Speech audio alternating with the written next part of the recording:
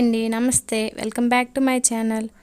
ఎలా ఉన్నారు? బాగున్నారా? నేనైతే చాలా బాగున్నాను. ఈరోజు మన కిచెన్లో ఎగ్ రెసిపీని చూడబోతున్నాం. ఎప్పుడూ చేసే విధంగా కాకుండా ఈ విధంగా డిఫరెంట్గా ఒకసారి ట్రై చేసి చూడండి. చాలా బాగుంటుంది.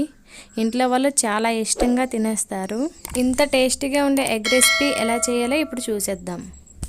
ముందుగా గ్రేవీని ప్రిపేర్ చేసుకుందాం. గ్రేవీ కోసం స్టవ్ ఆన్ చేసి ప్యాన్ పెట్టుకొని 3 టీ స్పూన్స్ ఆయిల్ని వేసుకోండి. ఆయిల్ కొద్దిగా హీట్ అయిన తర్వాత 1 టీ స్పూన్ పల్లీలను వేసుకోండి. వీటిని లో ఫ్లేమ్లో ఒక 2 మినిట్స్ పాటు దోరగా వేగించుకోండి. పల్లీలు వేగితే టేస్ట్ చాలా బాగుంటుంది. పల్లీలు కొద్దిగా వేగిన తర్వాత ఒక 10 నుండి 15 వరకు పచ్చిమిర్చిని వేసుకోండి. నేను ఇక్కడ 10 వేసుకుంటున్నాను. పచ్చిమిర్చి కొద్దిగా వేగిన తర్వాత ఒక 1/2 కేజీ టమాటాలను కట్ చేసుకొని వేసుకోండి. మీడియం ఫ్లేమ్లో మూతను పెట్టి ఒక 5 నిమిషాల పాటు ఉడికించుకోండి. టమాటాలు మరీ మెత్తగా మగ్గిపోకూడదు. ఆ జ్యూస్ అన్నది ఆవిరి కాకుండా ఉండాలి. ఇలా వేగిన తర్వాత స్టవ్ ఆఫ్ చేసేయండి. పచ్చిమిర్చి మీ కారానికి తగ్గట్టు చూసుకుని వేసుకోండి. ఇప్పుడు ఇందులోకి నిమ్మకాయ సైజు అంతా చింతపండును వేసుకోండి. టమాటీలు వేసుకున్నాం కాబట్టి పులుపు ఎక్కువగా అవసరం లేదు. అలాగే ఒక 1/2 టీ స్పూన్ సాల్ట్ని వేసుకోండి. వీటి మొత్తాన్ని ఒకసారి కలుపుకొని పూర్తిగా చల్లారేంత వరకు పక్కన పెట్టేయండి. ఇప్పుడు ఒక మిక్సీ జార్ను తీసుకొని ఒక 4 వెల్లుల్లి రెబ్బలను వేసుకోండి.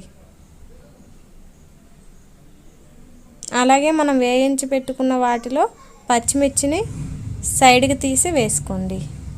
వీటిని ఒకసారి మిక్సీ చేసుకోండి. ఇలా ఫైన్గా చేసుకున్న తర్వాత మిగతా మిక్సర్ మ్యాన్ని కూడా వేసుకొని కొద్దిగా కొత్తిమీరను వేసుకొని మరీ మెత్తగా కాకుండా బరకగా మిక్సీ చేసుకోండి. ఇప్పుడు మరలా ప్యాన్ని పెట్టుకుని 3 టీ స్పూన్స్ ఆయిల్ని వేసుకోండి. ఆయిల్ కొద్దిగా హీట్ అయిన తర్వాత 1 టీ స్పూన్ జీలకర్ర, అరచెక్క దాల్చిన చెక్క, 2 యాలకులు, 4 లవంగాలు వేసి లో ఫ్లేమ్లో వేయించుకోండి. హై ఫ్లేమ్ పెడితే మాడిపోతాయి కాబట్టి లో ఫ్లేమ్లో వేయించుకోండి. ఇవి వేగిన తర్వాత 2 మీడియం సైజ్ ఆనియన్స్ని తీసుకొని కట్ చేసుకొని వేసుకోండి. మీడియం ఫ్లేమ్ పెట్టుకొని ఆనియన్స్ వేగించుకోండి. సాల్ట్ని కొద్దిగా వేసుకుంటే ఆనియన్స్ వేగంగా వేగిపోతాయి. ఆనియన్స్ గోల్డెన్ బ్రౌన్ కలర్లోకి వచ్చేటప్పుడు మనం ముందుగా రెడీ చేసుకున్న పేస్ట్ని వేసుకోండి. ఇందులో అల్లం వెల్లుల్లి పేస్ట్ ఏమీ వేయనవసరం లేదు.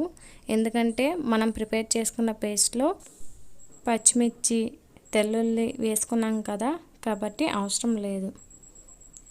వీటి నుండి ఆయిల్ సెపరేట్ అయ్యేటప్పుడు ఒక 1/2 టీ స్పూన్ పసుపుని వేసుకోండి. మీడియం ఫ్లేమ్లో కలుపుకుంటూ ఫ్రై చేసుకుంటే ఆయిల్ సెపరేట్ అవుతూ ఉంటుంది.